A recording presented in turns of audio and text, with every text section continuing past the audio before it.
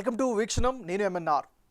ఇటీవలి భారీ వర్షాలు ఏపీ తెలంగాణలో తీరని వేదనను కలిగించాయి. వరద బాధితులకు కట్టుబట్టలే మిగిలాయి. ఇళ్లల్లో సామాన్లు కొట్టుకుపోయాయి. వాహనాలు కనిపించకుండా పోయాయి. తిండి లేదు, నీళ్లు లేవు. ఆదుకునేవారు కనిపించరు. పక్కనే కొట్టుకొచ్చిన మృతదేహాలు. వాటితోనే సావాసం చేస్తూ బిక్కుబిక్కుమంటూ గడుపుతున్నారు వరద బాధితులు. బెజవాడ ముంపు ప్రాంతాలన్నీ ఇప్పుడు ఎటు చూసినా నిశ్శబ్ద వాతావరణం. వరద మిగిల్చిన కష్టం వర్ణనాతీతం. ఆ కష్టాల నుంచి బయటపడ్డ వారిది ఒక బాధ, లోపలే ఉండిపోయిన వారిది జీవన్మరణ సమస్య.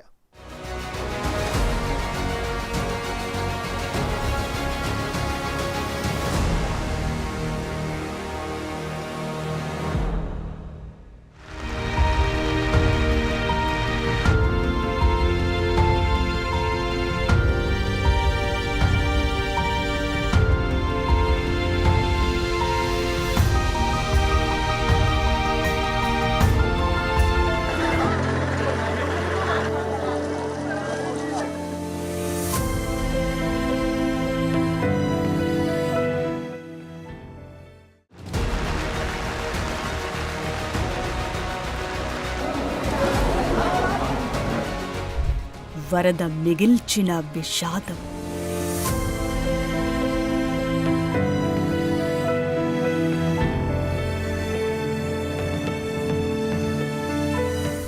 కట్టుబట్టలతోనే పయనం.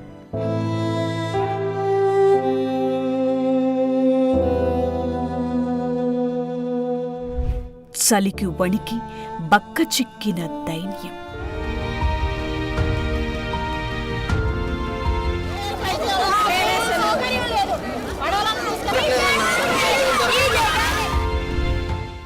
రోజులు గడిచినా దొరకని ఆహారం.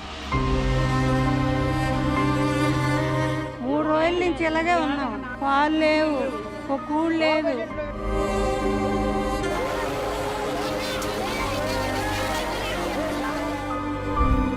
కొంతవరకు అందిన సాయం.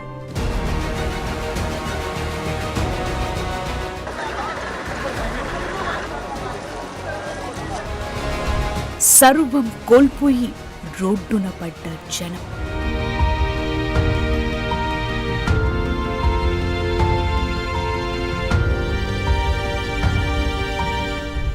బాధితుల్లో కట్టలు తెగిన ఆక్రోశం.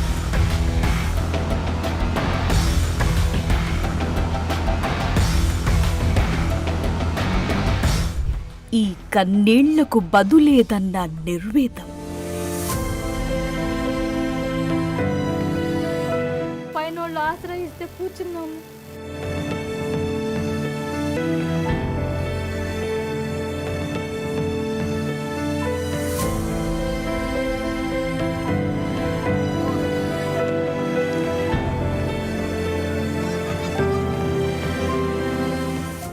చూశారుగా వరద బాధితుల దైన్యం.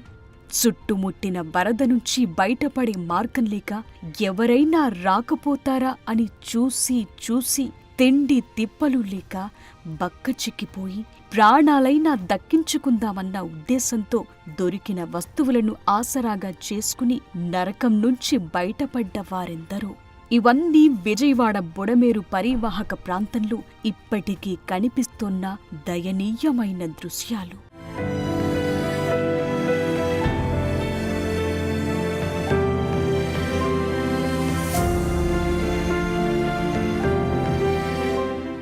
ఇక్కడ బలైన వారు పిల్లలు, బాలింతలు, గర్భిణులు, మహిళలు, వృద్ధులు, వ్యాధిగ్రస్తులే. ఉరిమిన వరదను తట్టుకునే శక్తి లేక తుది శ్వాస విడిచేందుకు సిద్ధమైన వారి గోస అంతా ఇంతా కాదు. ఎవరైనా రాకపోతారా, కాపాడకపోతారా అని ఎదురు చూసి కన్నీళ్లు కూడా ఇంకిపోయి ఆశలు వదులుకున్నవారు ఉన్నారు. ఎక్కడికక్కడ వరద నీటిలో మృతదేహాలు. ఎటు చూసినా తీరని వేదన. చూస్తుండగానే వచ్చిన వరద తనతో పాటే అన్నీ తీసుకెళ్ళింది. కట్టుబట్టలు తప్ప ఏమీ మిగల్లేదు. కనీసం ప్రాణాలైనా దక్కించుకుందామంటే అవి కూడా దక్కని పరిస్థితి. 15 అడుగులు ఎత్తు నీళ్లు నిండిపోయినాయి. మొత్తం వర్షం చాలా లక్షలాది మంది ఇక్కడ ఉన్న ప్రజలు 3 లక్షల మంది 3 లక్షల మందికి ప్రజలకు కూడా చాలా ఇబ్బంది ఆందోళనగా ఉన్నారు. చిన్నపిల్లలు వృద్ధులు మొత్తం చనిపోయే టైం కూడా వచ్చింది. అస్సలు నీళ్లు కూడా లేవు. నిన్నటి వరకు అయితే నీళ్లు అయ్యి దొరికినాయి కొద్దో గొప్ప, ఇప్పుడు ఏమీ లేవు. చాలా కష్టాల్లో ఉన్నారు. ఈ మెయిన్ రోడ్లో పెద్ద రోడ్డు ఏదైతే ఉందో అందులోనే ఫుడ్ అందుతుంది, కానీ సందుల్లోకి ఎవరు వెళ్ళట్లా. మేము సేవ చేయడానికి వచ్చాం. మా డబ్బులతో బిస్కెట్లు అన్నీ కొనుక్కొని వచ్చాం. మేము సింగనగర్ నుంచి లోపల నుంచి వస్తున్నాం. అసలు ఒక్కటి కూడా రెస్పాండ్ అవ్వట్లేదు, ఎవరు రెస్పాండ్ అవ్వట్లేదు. చాలా సీరియస్గా ఉంది లోపలంతా, ఎవరేం పట్టించుకోవట్లేదు. కాస్త శక్తి ఉన్నవారు వరదలో ఈదుకుంటూ వెళ్లిపోయారు. చాలా మంది అడ్రస్సే గల్లంతయింది. తమవారు అసలు బతికున్నారో లేదో తెలియదు. ఫోన్లు, వాహనాలు, సామాన్లన్నీ కొట్టుకుపోయాయి. ఇక వారిని భవిష్యత్పై ఆసి ప్రాణాలు కాపాడుకునేలా చేసింది. మొండి పట్టుదలే ఒడ్డుకు తీసుకొచ్చింది.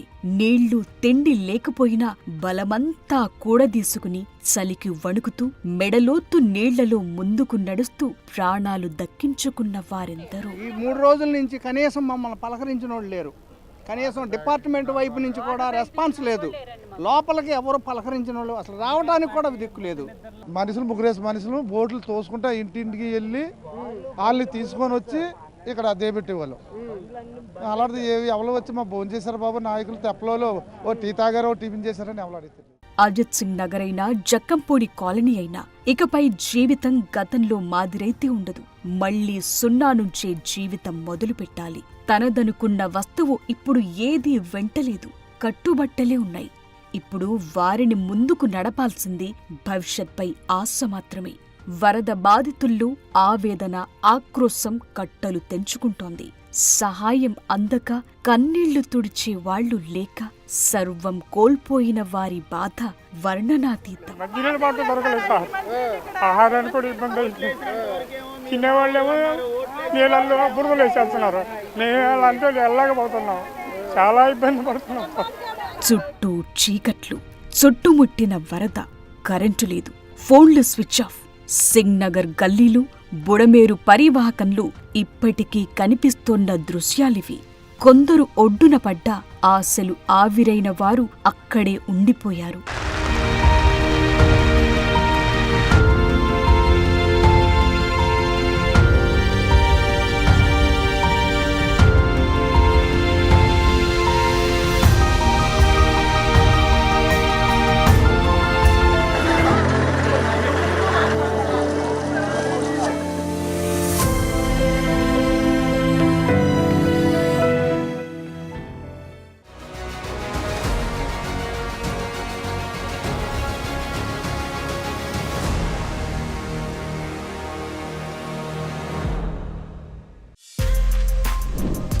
For more videos like this, subscribe Big TV channel.